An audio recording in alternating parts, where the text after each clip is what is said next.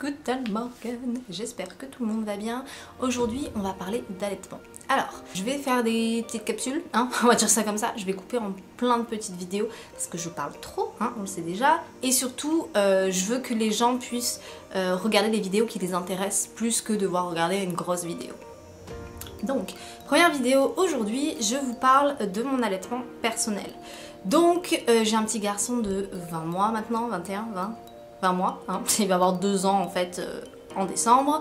Ça fait 1 an et demi qu'on est expatrié au Canada, dans la région de Québec à Montréal. On est d'origine française et je crois que c'est tout. Ma famille m'a toujours montré, on va dire, l'exemple de l'allaitement, c'est-à-dire que ma mère et ma tante ont allaité, mes 3 cousines ont allaité, j'ai toujours vu des femmes allaiter autour de moi. Une amie de ma mère également était vraiment à fond dans l'allaitement, c'était quelque chose qu'elle voulait absolument, qu'elle prônait, etc., etc. Donc c'est quelque chose que j'ai toujours vu autour de moi et qui pour moi était juste logique en fait. Je me suis pas posé de questions, c'était naturel.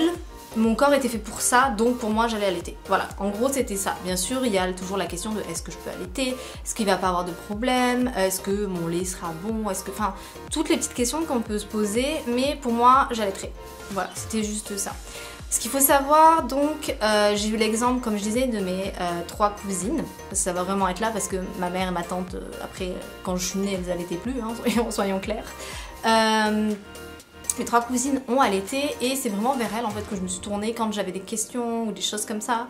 Une de mes cousines n'a pas eu de chance parce que le personnel là où elle était pas vraiment trop ça, hein, étant donné qu'elle était relativement pas maigre, on va pas dire maigre, mais elle était vraiment très fine et ils lui ont dit non mais de toute façon toi t'allaiteras pas, on te donne le biberon et puis c'est tout quoi. Elle a pas vraiment eu le choix, c'était son premier enfant, elle a quand même regretté parce que c'est quelque chose qu'elle voulait faire. Pour son deuxième enfant, elle a essayé, sauf que n'ayant pas été accompagnée pour le premier, étant la première en plus à avoir des enfants de notre famille, et surtout en ayant le premier enfant qui aimait pas trop que la petite sœur soit trop avec maman, elle a pas pu continuer son allaitement, elle a juste allaité 3 mois, elle était vraiment heureuse de ces 3 mois là, mais elle a pas pu allaiter autant qu'elle a voulu. Donc c'est vrai que j'ai vu un peu toutes les phases. Ma deuxième cousine a 2 petits garçons enfin 2 petits, ils vont m'engueuler, ils sont grands maintenant, mais elle a 2 garçons et elle les a allaités aussi, c'était juste cohérent et logique en fait, il n'y a pas de question de quoi que ce soit. Et mon autre cousine, donc elle a un petit garçon qu'elle a allaité et elle a un autre petit garçon qui est né en août, j'ai peur de dire des bêtises, non, il est né en août et elle l'allaite, hein, tout simplement. Ce qu'il faut savoir c'est qu'en France, pour mes amies québécoises, l'allaitement c'est pas quelque chose de vraiment bien vu, pas quelque chose qui va être accepté, je sais pas si on peut dire accepté. Je sais pas vraiment si on peut dire accepté, les gens sont gênés ou autre, parce que les gens sont cons, hein, soyons clairs, mais enfin je veux dire, c'est juste naturel en fait. Donc les gens vont avoir tendance à vous faire des réflexions, ou peut-être même des fois vous allez, le patron du café où vous êtes assis va dire non mais vous n'étiez pas là quoi, vous sortez pas où t'étais là. Donc, enfin bon, c'est un autre sujet. En tout cas, en France, l'accompagnement à l'allaitement existe pour celles qui veulent, les femmes qui retournent au travail et qui veulent continuer à allaiter.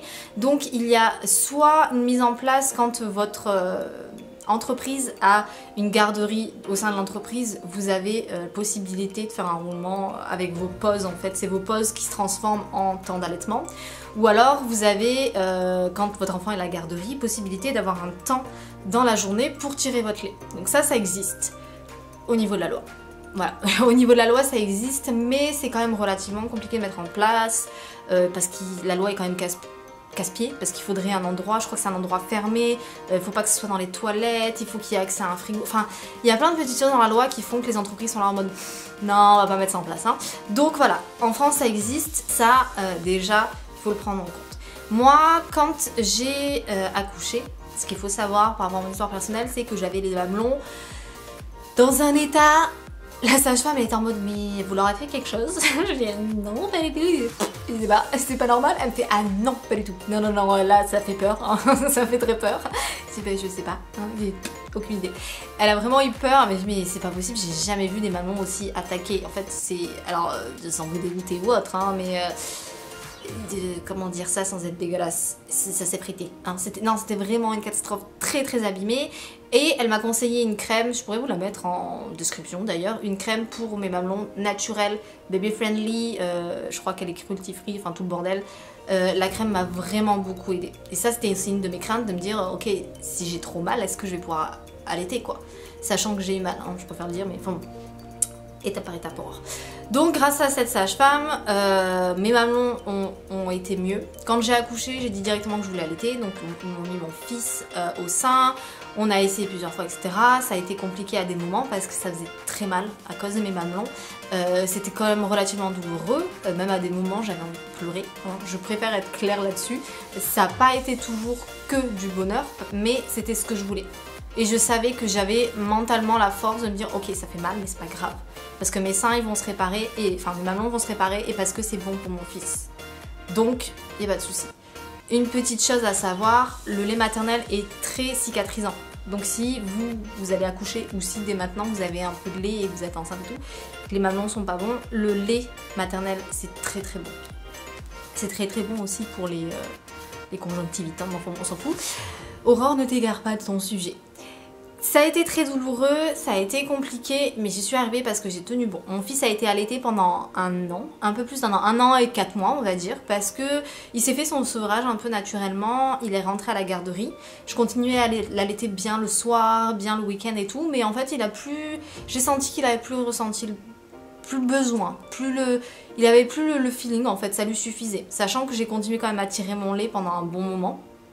Donc c'est ça, il a été allaité pendant 1 an et les 4 premiers mois d'après j'ai continué à tirer mon lait jusqu'à ce qu'au final je finisse par plus en avoir parce que je tirais pas assez.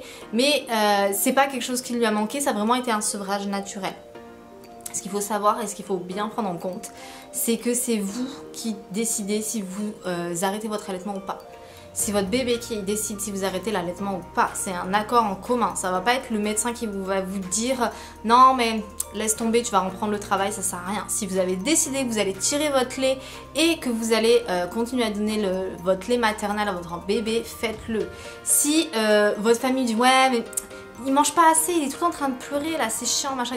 Non, tu sais pas, cherche pas, tu sais pas, il n'y a pas moyen. Vous êtes la mère, vous savez que vous nourrissez votre enfant. Après, bien sûr, soyons clairs, si le médecin vous dit ok, votre lait, il y a un souci, ou vous ne produisez pas assez de lait, ou bébé ne prend pas assez de poids, il va falloir qu'on équilibre. Tant que c'est en accord avec vous, et tant que c'est pour la santé du bébé, c'est le principal. Mais ne vous découragez pas si les gens vous disent mais ça sert à rien, ou c'est pas grave, ou te casse pas la tête et tout, parce que c'est votre choix en fait. Et c'est vraiment important de prendre conscience de ça. Et je parle aussi aux gens qui accompagnent ou qui ont des mamans qui viennent d'accoucher dans leur entourage. Ne vous permettez pas de dire mais c'est pas grave si t'allaites pas ou c'est pas grave si ça marche pas, parce que vous blessez la maman, faut le savoir, hein. Moi on me l'a déjà dit, hein, c'est pas grave, t'as mal au sein, donne-lui un biberon. Non en fait, soutenez-moi plutôt que de me casser le moral. Et ensuite de ça, pensez bien que c'est fait pour le bien du bébé. C'est pas fait pour lui faire du mal, hein. Donc encouragez les gens, encouragez les mamans qui ont autour de vous et qui veulent allaiter plutôt que leur démoraliser le moral. Ça ne veut rien dire mais c'est pas grave, vous avez compris ce que je voulais dire. Donc voilà, c'est quelque chose qui a été très beau et très agréable pour moi. Quelque chose qui était important pour moi, et si j'ai d'autres enfants je le referai, mais alors sans hésitation. Et c'est quelque chose qui, je pense, n'aurait pas du tout été la même chose si j'avais été en France. Ça je vais l'expliquer dans ma seconde vidéo, en fait, comment ça se passe ici et comment c'est accepté ici au Québec, à Montréal plus spécifiquement. Mais c'est, je pense que j'aurais pas du tout eu la même expérience si j'avais été en France, ce qui est extrêmement dommage en soi parce qu'on est censé pouvoir allaiter où on veut. L'allaitement ici est totalement différent de ce que vous avez en France. Je vais vous l'expliquer un peu plus dans l'autre vidéo, mais je tenais à vous partager mon expérience personnelle parce que sachez que vous n'êtes pas seul, sachez qu'il y a des ressources, sachez qu'il y a des amis, sachez que vous pouvez vous tourner vers des professionnels. En France, on a des conseillères en lactation qui existent. Vous pouvez vous tourner vers sage-femme, vers la gynéco, votre médecin personnel ou autre.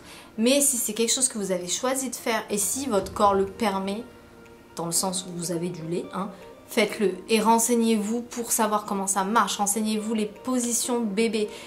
on peut le mettre dans tous les sens. On peut mettre dans tous les sens, le bébé il va boire. Renseignez-vous sur tout ça parce que c'est juste extraordinaire comme expérience et je vous encourage vraiment à le faire si c'est possible. Et si c'est quelque chose qui vous fait envie, si vous n'avez pas envie de ça, si vous considérez que ce n'est pas pour vous, si vous êtes mal à l'aise et tout, il vaut mieux que vous donniez le biberon parce que vous serez heureuse et votre enfant sera heureux. Plutôt que de vous forcer parce que votre famille vous pousse à ça par exemple, ou parce que votre rapport avec votre corps n'est pas assez bien et que votre bébé il soit mal et il soit pas bien, qu'il ressente qu'il y a quelque chose qui va pas. Faites-le si vous avez envie, faites tout pour si vous avez envie, mais ne vous forcez pas si c'est pas quelque chose qui vous dit, si c'est pas quelque chose que vous ressentez. Voilà, j'espère que j'ai été claire, pas moralisatrice ou pas accusatrice de quoi que ce soit dans ce que je voulais dire. Je vous dis à la prochaine. La prochaine vidéo, je vais parler donc de comment ça se passe l'allaitement au Québec, ce qu'on peut faire, ce qu'on peut pas faire, ce qui est trop bien, etc. etc. Je vous laisse mettre un commentaire pour me dire votre expérience par rapport à l'allaitement, si vous avez des questions par rapport à l'allaitement ou quoi que ce soit par rapport à l'allaitement. Mettre un pouce en l'air parce que ça aide au référencement et ça aide la petite chaîne que je suis. Vous abonner si vous voulez voir la suite de mes aventures et puis je vous dis à la prochaine. Bye bye.